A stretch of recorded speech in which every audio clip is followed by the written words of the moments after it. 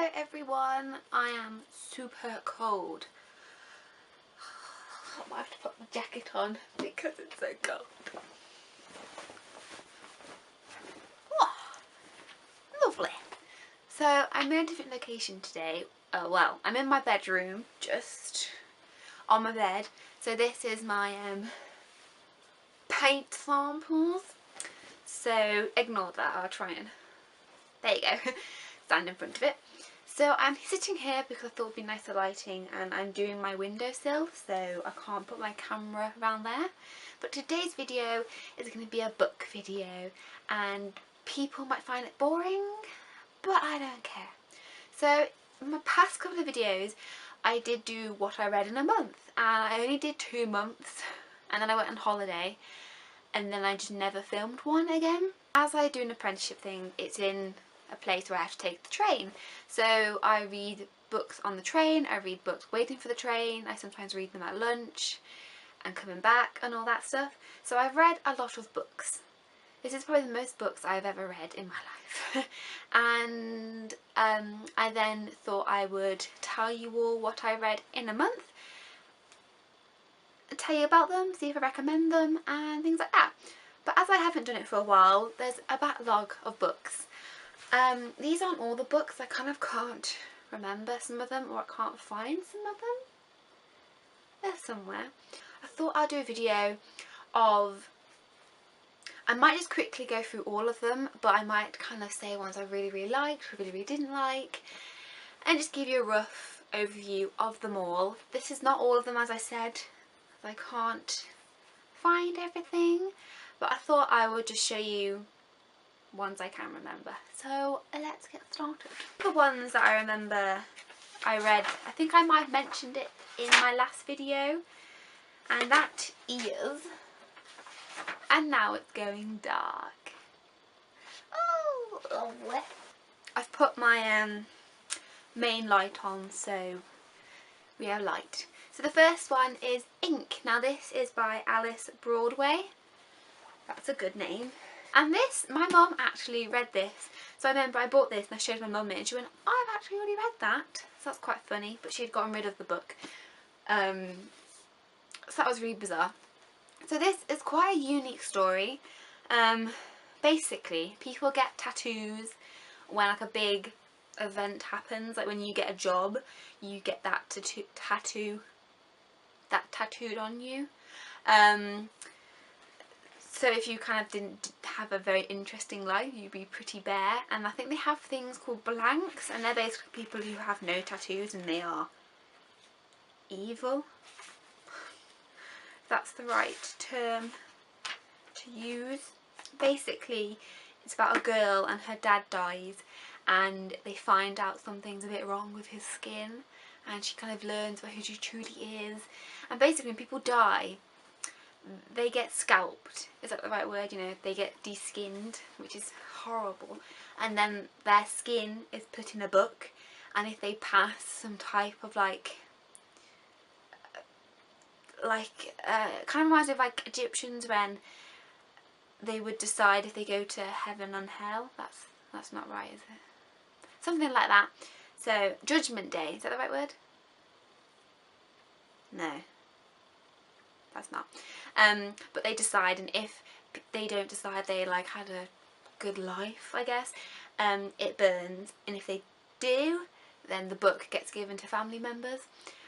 And the skin books sounds disgusting, but it reminds me of an episode from Whitechapel. On Netflix there's a show called Whitechapel, which is quite old. It's like an old British crime thing, and it reminds me of one of those episodes because I think they have like a skin book, which is horrible. But yes, it's a very interesting story. It was quite good. I quite liked it. Very different to what I've usually read. But there is a second book called, I haven't read it yet, but it's called Spark, which is very pretty. They're very pretty covers. So I don't know what this one's about, I haven't read it yet. The second two I don't actually have with me, but they are the Prisoner of Azkaban and the Goblet of Fire, which is Harry Potter. as I said in those videos, I'm trying to read all the Harry Potter books because I've never read them. I've watched them, but I've never read them because I could never get into them. So I am slowly reading them and I really like them. There's not a lot to say. I just know that there is more detail in them, obviously, which is the same for every film adaptation really. And Prison of Azkaban, I never used to really understand the storyline. I just watched it and I never really understood what was happening. But with the book, I did. I was like, oh yeah, I understood it a lot more, which is good, I guess. So yeah, I'm really excited to read. I've got 3 more books left, I think. Order of the Phoenix, Half-Blood Prince and Deathly Hallows, but they're like the proper thick ones. So this next book, I've already read this lady's other one, and this is Lying About Last Summer by Sue Wallum. I've read her other book, which is called Your Turn to Die, which I really, really liked. I really loved that one. I don't know, it doesn't carry on or anything, they're like 2 separate books. I don't know if this is her first or second one. I think she only has 2 books. Maybe she has 3. Oh yeah! She has one coming soon. But I didn't really like this one. I really loved the other one, so it felt a bit more like a thriller in a way. This one, I just remember I didn't like it as much, and if I had read this one before I read the other one, I don't think I would have wanted to read that one. This one basically, this Skye, her sister dies in a tragic accident and she gets sent to like a teen bereaved camp thing, and I think she gets these text messages, these really weird text messages, and she starts to kind of like, I think she starts to think that the people she's made friends with are behind the text messages and things, and I think it might be linked to her sister's death. I can't fully remember it, but let me know if you like this one, if you have read it. Look, I love these covers though. I love the covers that she has, because you all know I do love a good old cover. Next is The Maze Runner. This is by James Dashner. Now, I know this is a very popular series. There's 4 books in total, and I know about how popular this is. There's a film about it at the same time as The Hunger Games, I think. But at the time, I thought it was cool, but I never really read it or watched it. I kind of wasn't... I don't really know. Sometimes I don't like too fake things, which I understand Hunger Games is quite fake, obviously. But now, as I'm reading more, I thought, oh, you know, let me read it. And I know all the films have finished now, I think. So I kind of roughly know what it's about. I know they're trapped in a maze and they have to try and get out. No, there's like these bugs and they're trying to find a way out, but they can't. And as I've never seen the film before, I kind of didn't know what I was expecting, but it's really, really good. I quite liked it. I may try and read the other ones. Maybe. And I like this cover. It's a good cover. This one, now, I know you're not going to judge a book by its cover, but I hate this cover. When I like a book, when I've read the blurb of a book, or things like that, especially on Amazon, I will find a cover I like of the book because I'm that sad. And this one only had 1 cover, and I hate the cover. So this is Inkheart by Cornelia Funke. I just hate the cover. And also because it's thick. So it's thick with not a nice cover. Anyway, so when I was younger, I watched this film. There's a film called Inkheart. It's quite old. I can't remember how old it is, but I loved that film. I watched it all the time. Loved it. Never knew there was a book. I mean, there's 2 books, I think, but I never knew of it. And then my mum told me, oh yeah, it's a book. I thought, okay. And I decided to buy it, even though I hate this. I bought it and I read it, and it's alright. But for me, I feel like it dragged on. I don't know if that has got anything to do with me just used to watching it.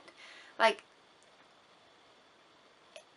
it does have a lot of the same things in the book as it does, well no it doesn't really. It has added stuff in, which obviously all books can do, but for me I feel like it doesn't need all the added stuff because I'm so used to the film. So yeah,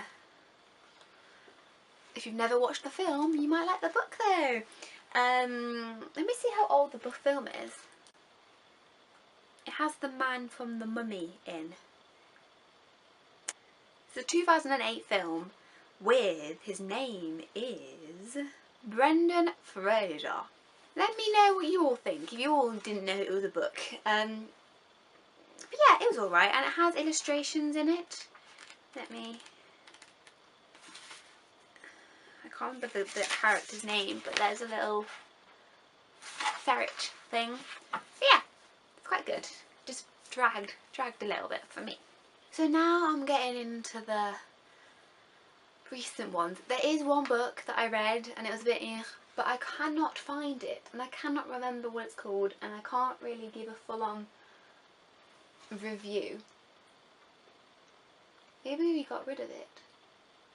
Oh, I have also read a very cheesy Christmas book which I love, but I have no idea where that is either.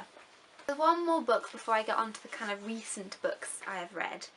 I kind of can't really remember this one, but this is called Night of the Party by Tracy Mathias. Now I got this as a bit of a whim because it's about kind of like elections and politics, and I'm not really into that. I know nothing about it, but it's kind of like fake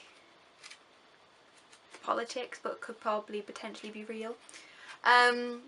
It's about two people and you have to report illegals, so basically people who are not British citizens or something like that.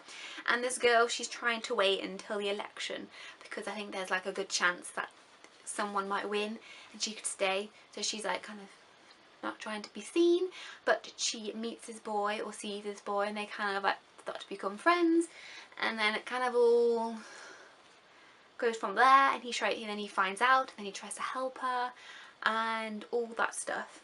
And actually I really liked this. I don't know if she does any more books, I don't know, but I really liked it. The cover is really cool as well because it's orange and I like orange. I'm sorry I can't really give good wordings about this book, but it was just really interesting and not the type of book I would have usually gone for. And I think each chapter goes from character to character, I think. Seems like it, yeah. So it goes from Ash to Zara, Ash to Zara, Ash to Zara. I'll read the blurb for you just so you can get a bit more information because I have given awful explanation, but I will read it for you. So, after withdrawing from the EU, Britain is governed by the party and everyone born outside the country is subject to immediate arrest and deportation. Failing to report illegals is a crime. Zara is the only one who knows how her friend Sophie died, but Zara is an illegal. She can't tell anyone her secrets, not even Ash, the boy she loves, the boy who needs to know the truth. As the country prepares for an election, Zara must make an impossible choice. I couldn't read that then.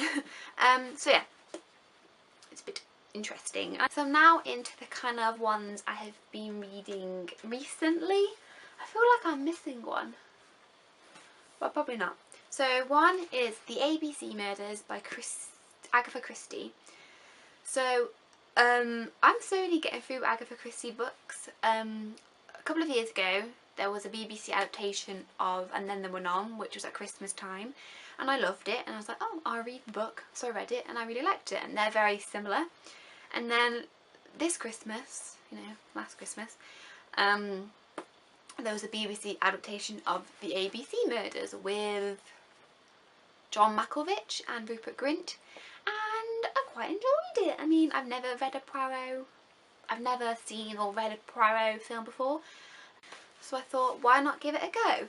And I don't really know what to say about it. It's kind of, in some way I preferred the BBC adaptation in how they did it, but it was very interesting. It was a good first Poirot book to read. This is my mum's book. She doesn't like this story, and we have recently, me and my mum, watched Murder on the Orient Express, the one with Johnny Depp and Daisy Ridley and all those people in, and it was quite good. So I might read that one as well. I'm slowly getting through them. So yeah, that's my fancy book. Next is a book which I've kind of wanted to read for a long time. I feel like it's like the Being a Wallflower one and stuff like that, which they all get turned into films, and I'm always interested by them. But this one, I know it's been a film, and I've always seen this book in Amazon. It's kind of a funny story by Ned Vizzini, and I've always seen the trailer with, it has Andrew Gar something, and I always thought, oh, that looks interesting, but I haven't watched it. I kind of wanted to read it before I watched it, and I really like this book. Loads of people, well, I've seen clips and I've seen comments, loads of people say the book is a lot better, so I might not want to watch it. But this is basically about a boy, and he kind of gets checked into a mental hospital and all that type of things, and he meets all these really interesting people and kind of just talks about the life he has in there and how he got to what he was like, and just it kind of, because I get quite anxious and stuff anyway, so it kind of feels quite nice. I don't really know. I think a lot of people find it quite a nice book to read. I don't know why.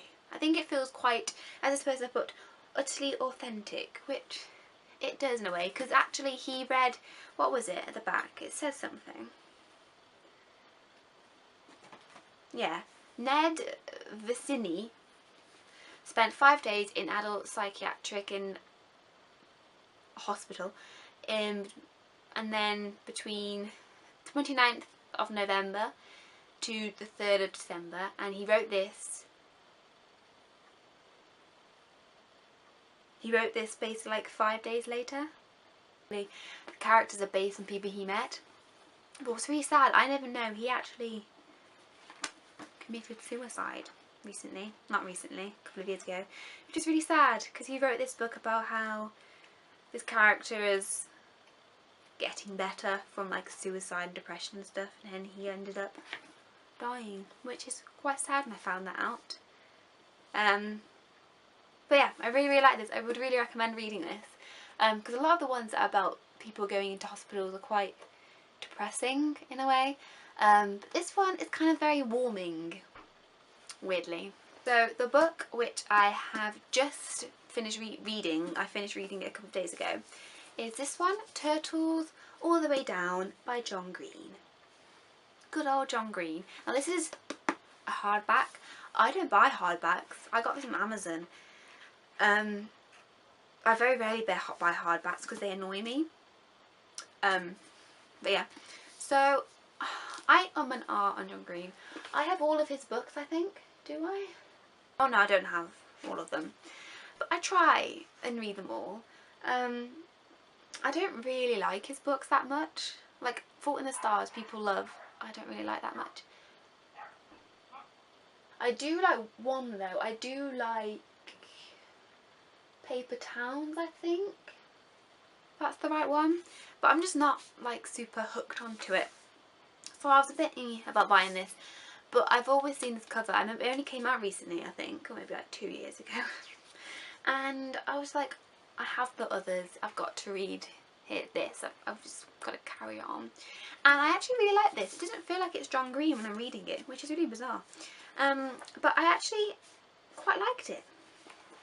Different. It's very different. It's about a girl, and again she has some type of mental problem. But there's a bit that it makes me feel quite funny. But she like sticks her nail into a finger and it bleeds. And oh, it makes me feel a bit funny. But it's interesting. I don't know how to explain what it's about, but it's about this boy and his dad goes like on the run in a way, and she's friends with him, and they kind of talk. I don't really know how to explain it. It's quite hard to explain. I don't know if this has like a blurb. Oh, here you go. I'll read this for you.